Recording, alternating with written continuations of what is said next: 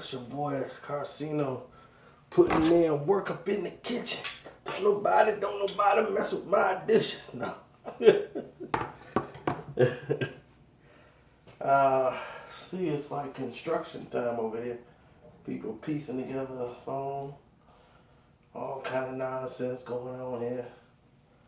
And I haven't done a hood story in a while. People's like, man, like, what's up with a hood story? Hit us with one. And I'm like, all right, why not? Go back to the old Grove Heights days. But this story didn't take place in Grove Heights, though. Let me sit down, get a little seat in. The time is almost 6 in the morning. I gotta be up in 4 hours. Well, even though this is kind of a Grove Heights story, it isn't, because the only person in Grove Heights is me at this time. Everybody else is from other places. But here it goes. Now, I gotta change some people's names here, because this is the kind of story that revolves around names. Okay. So, D, who happens to be a BD, is from Princeton. Okay? Alright, we'll put it that way. Okay, we have D from Princeton, BD. There we go. Now, Princeton is not the university, Princeton, the block in Chicago, Illinois. And this is like 70th in Princeton. Then you got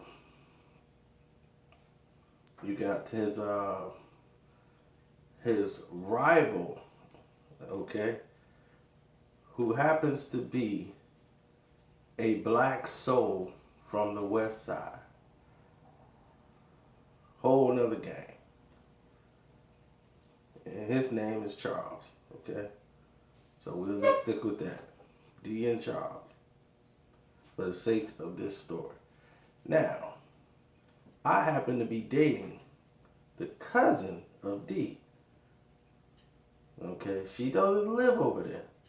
She lives on Ashland, but it's close by, and I gotta go over there sometimes to drop off or pick her up at her family's house. And I used to have to try to avoid meeting the auntie, the cousins, and everybody else, because they always had drama and beef going with somebody else, and I don't need a straight bullet in my back. So, with that being said, we cue the music and go to the story. So, he got a good girl by the chin. Like the one time I was over there, and we sitting there, and D's talking about all this other stuff he finna get, because back then everybody was pushing the Mark 8. Mark 8 was the car to have if you was out there hustling and doing what you doing. So, Mark 8, he got a nice maroon Mark 8 rolling, looking sweet. And his girl, was always on the ball. She was going to school. She already had an associate. She was going for a bachelor's degree. She was on something, but she wants to try to get him, motivate him to going back to school. It's like, okay, you got some money now. You should be able to go back to school. And even though he hustling, she don't want to hustle forever, because she know that's a dead end. And she's down for him. And she understands why he's doing it, but she's trying to get him out of it. So I started suggesting ideas for her, like, do this, try that. You could try this, or you can try that situation. So, he was just like, that's a good thing, man. You alright, man. You know what I'm saying? You cool, man. You cool peoples and everything. You know what? When you finna take my cousin out to so-and-so? Yeah. We gonna go up there with y'all. I'm gonna take my girl. We gonna all ride up there together. I'm paying for everybody. So we all went out. He paid. And that's when he ran into the black soul Charles, who he know because he started off as a black soul, but he switched and became a BD, but not a BD, which is black disciple for those not from Chicago. A black disciple from another location. And it was a place out in Lansing called the Barnyard at the time. And what it was is a little place where they had go-karts where you could take your girl, little amusement park area. So he was paying for all that stuff, you know, snacks and games, arcade rooms, and all that stuff. So him and this BD don't like each other because he used to be a black soul, and you know, it's like, dude, you flip flopping, you pancake, you ain't real. So even though they in the same, like they under the same belief now, he's a BD now, so you know things should be copacetic, but it isn't. So they going to war, fighting and all this nonsense, and I'm sitting up here with these idiots like, man, look, I told her, I'm like, look, we need to go. And his girl's trying, I'm like, dude, this is not the time or place, you know that. I'm like, why start some drama here? But he wasn't trying to, he was just trying to make noise. I'm like, y'all both in the same game. But I guess that's like blood from one area, blood from another area, crip from one area, crip from this area. So I've seen it before, in other words. But he got problems with this guy. And he never really said why he had problems with him. He just called him a pancake. It's like, why do you even care? This dude from somewhere else, why does it affect you so much? So naturally, his girl had to bring it up and say the reason why is because that guy used to talk to her before. And see, the thing is that guy ended up getting into it. They got into it, and D and Charles got into it on the basketball court. That's what this whole thing stemmed from. On the basketball court, she made the mistake of friending Charles because they had went to school together. And while her friending him, and she would talk to him, this is before she started dating him. So once she started dating, you know, she was still friends with Charles. So once they was dating, Charles was saying some things like, I could have his girl. I talked to his girl yesterday on the phone to some other people. And so D actually confronted him on the basketball court about it. Because, you know, you tell one group and then it just spreads. So they actually had it out on the court, and dude was like, so you can take my girl from me, and my girl already wants you and all this. And if she wanted you, why ain't you had her? You knew her before me. You ain't never had her. So if she wanted to be with you, she would have been with you, right? So that was the situation, and he was saying how he never said it. You know how that goes. So now, Charles catch D, like they was driving around or whatever, and they called D like by himself with one dude. Charles was like 4 dudes or 5 dudes or how many was there. I was just told the story by my girl, my ex-girl. My girl at the time, she told me what happened. They came out on D like, yeah, what up, fool, and da da da. But they all BDs, so it didn't make no sense. But D didn't take this too well because it was people outside. People saw them ride up on them and yell at them and yell obscenities and drive off and, you know, disrespect him in a hood he lives in, and they live somewhere else. So now he goes on the phone, calls his cousin up, and his cousin played football for Texas A&M. He's a fraternity type dude, you know, like one of those Greek fraternity dudes, and he was a serious human being. So he comes by, he's about 6'6" and this and that, and they grew up together. This is his big cousin. His cousin does not gangbang, but he don't want nobody messing with D. So we'll just call him Bear. Okay, so Bear is there, and he's just looking out for D, who's his cousin, you know. So he drive all the way up there to see what's going on. Like, I'm here, I'm finna see what's going down. So next thing you know, his girlfriend is trying to tell him, like, just let it go. If you let it go, it's done with. I don't talk to him no more. He's immature and all that. He was like, nah, I want you to call him and tell him to meet you over here. That you need to talk to him, tell him to come over here and we're going to be waiting for him. And she wouldn't do it. So they got into a big argument and then and he said, no. Bear was like, no, forget that. Don't have her put herself out there like that where something could happen to her. You're supposed to keep her safe. Where they live at. Get the car. We driving over there. And I'm going to talk to him straight up, man to man. So they go over there to like where their neighborhood is. And then they see him and he jump out. And it's like three of them and three of them. He's like, nah, we got the numbers. What's up? You want to squad up?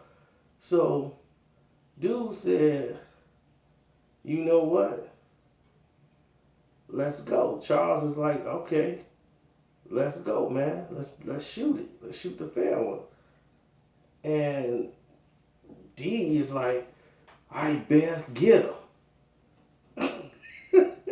He was like, oh, you a punk. You a puss-ass dude. You don't even want to square with me. You don't want to man up with me face to face. Me and you, let's go right now. You want to have your family do it. You want to have Big Boy do it, huh? He's like, you a mark.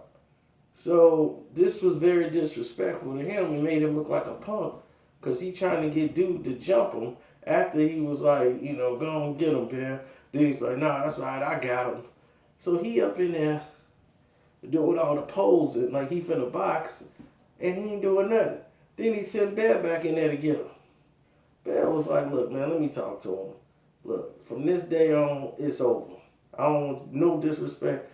Dude was like, Charles was like, man, you got a lot of nerve coming over here. I don't even know who you is, big boy. But you coming in my neighborhood talking this noise. Dude, we'll knock your teeth out. Smack your teeth out your mouth. So Bear don't like to be disrespected. Especially when this dude is like 5'8" and Bear's 6'6", about 6'2", 6'6", whatever. So Bear's a big dude. So Bear grabbed him by the throat, started shaking him up. Then and that's when D jumped him and they beat up on Charles and his boys tried to help, but to no avail. So Charles ain't happy about it. He called dude girl and was like, yeah, your boyfriend came over here and jumped me. You better hug him and kiss him tonight because you might not see him no more. So she nervous. Oh my God, I should call the police. They threatened me.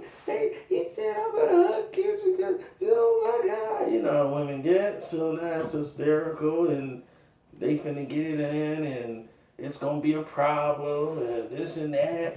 They gonna ride through and start dumping. So naturally, I'm like, look, I ain't coming back over here. I told my ex at the time. I told her, I'm like, look, I'll meet you. I'll meet you over there by the White Castles. Can you get to White Castle over there by Loomis or something? I'll pick you up there. And that was dangerous. But I'm like, I can afford to pick you up at White Castles. I will leave the car running. You come downstairs and get in it. And then we drive off to go to our destination. I'm not picking you up from your cousin's house. It's too hot. He got people looking for him now. He always got people looking for him. So she was out crying and talking like, what is wrong with you? You're just scared for no reason. And she started to believe it. You're right. He does have people after him. They were shooting over here today. I was like, but I tell you. So it was the Wild Wild West of going back and forth. But now you got the cousin involved. The cousin's more involved with going over there jumping on them because they tried to jump the big boy, his cousin, the one that went to Texas A&M. You know, they jumping on him. They saw him, jumped him, BD this, BD that, and then they got all the BDs in there. They want to jump on him and hit him with a bat, and he didn't take it too well. So he riding with his cousin, teaming up with the BDs over there on Princeton. riding out on them. And this is going back and forth for a month. Before all of a sudden, D and Charles had to sit down. They had one of the big OGs. See, this was back in the day when this stuff like mattered. This is like in the 90s. So in the 90s, this stuff kind of like mattered a little bit. Meaning that there was somebody with rank. It was a ranking system. And people came by and said, hey, this is the way it's going to go. It's going to stop today, stuff like that. So they had a big meeting. Dude was you BD now? He's BD now. Dude was like, he's a fake BD. He used to be a black soul.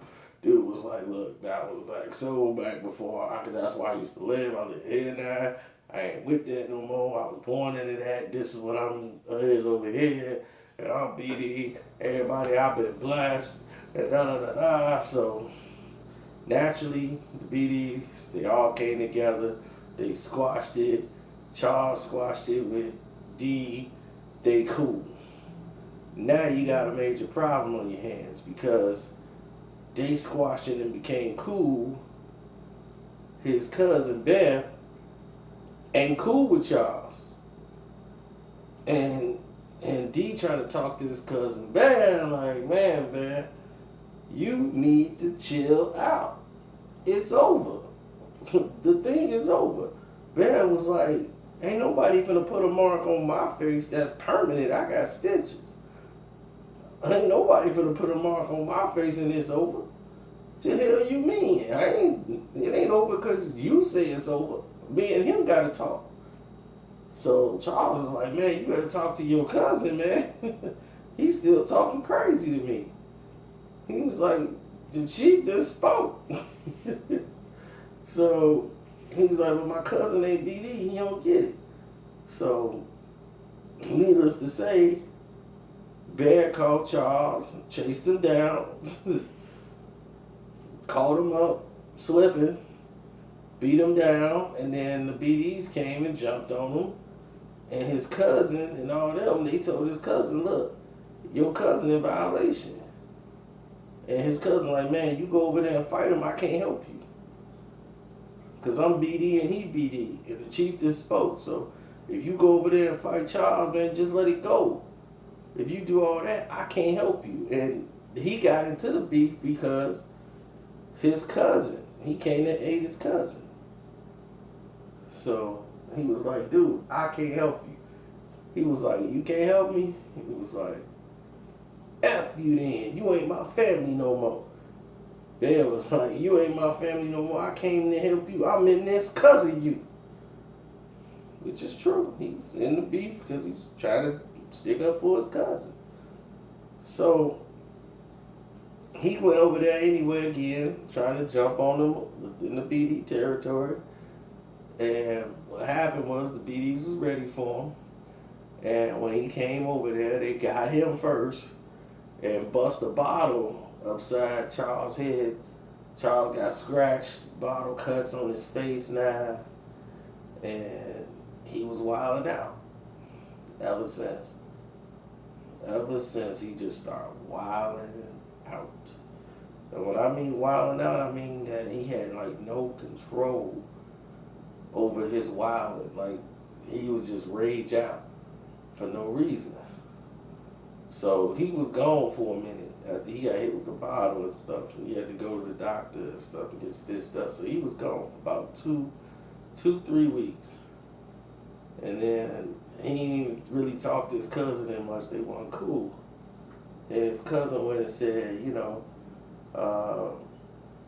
D was like, man, Charles, why don't you just lay low, because I can't control dude. And Charles like, man, I don't even want to hit. I could have shot your cousin, man. I'm trying not to kill him. You know what I'm saying? Because he your family, that's BD. You know what I'm saying? We all put that stuff in the past. We grown, man. Your cousin is wilding. So his cousin was back at the crib just chilling. So he go over there and he was like, I'm going to bring my cousin some weed. His cousin was like, bring me some weed. I'm all edgy. My eye all messed up. I'm mad. just bring me some weed. You know what I'm saying? And, you know, I got the money, I paid. Just bring it to me. I can't go outside now because every time the light hit my eye, it hurts. I get a headache. So he said, all right. He comes over, D come over. He was like, is this some kush? He was like, yeah, this kush. So he gave him the money for the kush. And he left. And Bear smoked it. Bear was like, man, this some bogus old rego. He's like, man, this dude playing with me, man. He was like, all this stuff, man, I'm sitting up here laid up. He done gave me some rego. And I asked for some kush, and he just robbed me of some money while I'm like this. Man, this dude is bogus. He ain't my family, you know. So he was snapping about that for a week. So next time he saw him, he was like, man, you got some more weed? Yeah, I got some money. Just come on through with it. He's like, you sure this is kush? He was like, yeah. All right, bring it through. So when he came through there, Bear blasted him in the face as soon as he saw him. Pow! Punched him in the face, whooping all on him, and was like, man, you gonna try to get over on me? Huh? You gonna get over on me? He got him pent up on the wall and whooping on him, and he was like, man, Bear, don't hit me in my face, man. Don't hit me in my face, Bear. I ain't playing with you. He hit him in the face, and D turned around and shot Bear. Shot his own cousin. So now, naturally, Bear falls down and D break out of there. Police grab D at his crib. He's gonna turn himself in later. But the police came and got him anyway. They took him down there, and you know, Bear lived. He just got shot. You know, and it was a family dispute. But it was a big mess, all for no reason. You know, here's a cousin who didn't gangbang, didn't have nothing to do with it, came to help him out. All of a sudden, he's shot, scarred her face. He the one with all the cuts and bruises. He done whooped a couple of people's asses, but he's in a war going back and forth with people for no reason. He was there sticking up for his cousin who gangbanged. Them two became cool, and then he the outsider.